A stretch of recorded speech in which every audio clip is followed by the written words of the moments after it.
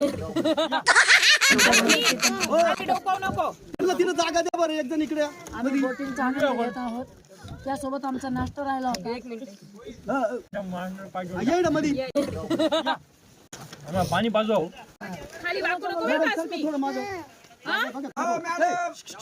बोलू नका. गुडे भोपळे मामाचं वजन कमीच आहे.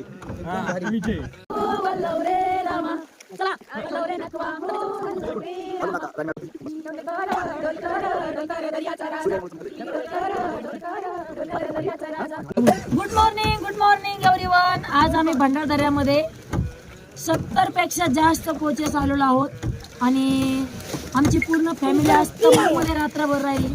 टेंटमध्ये, इंग्रजीमध्ये टेंट, मराठीमध्ये तंबू. आणि त्या तंबूच्या बाजूलाच एक लेक होतं आणि त्या लेकमध्ये आता आम्ही बोटिंग करत आहोत.